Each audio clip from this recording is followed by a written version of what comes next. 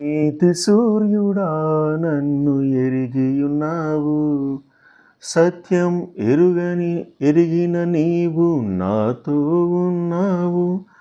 నీతి సూర్యుడా నన్ను ఎరిగియున్నావు. కాబట్టి ఈ దినమందు దేవుని వాగ్దానం ధ్యానం చేసుకుందాం. యెషయా గ్రంథం 64వ అధ్యాయం 5వ వచనంలో, నీ మార్గములను బట్టి నిన్ను జ్ఞాపకం చేసుకొనుచు సంతోషముగా నీతిని అనుసరించే వారిని నీవు దర్శించుచున్నావు. అంటే మనం నీతిని అనుసరించే బిడ్డలంగా మనం ఉండాలి. నీతి అంటే లోకంలో ఉన్న నీతి వేరు, బైబిల్ చెప్పిన నీతి వేరు.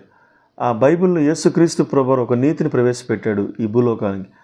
ఆ నీతిని కనుక మనం అనుసరించడానికి ఇష్టపడాలి. ఒకవేళ అనుసరించడానికి ఇష్టపడినప్పుడు ఆయన మన దర్శిస్తాడు. ఒకవేళ నీతిని అనుసరించకపోతే ఆయన మనకు దూరం అవుతాడని దాని అర్థం వస్తుంది. కాబట్టి మనం ప్రతి దినము కూడా దేవుడు మనం దర్శించాలి.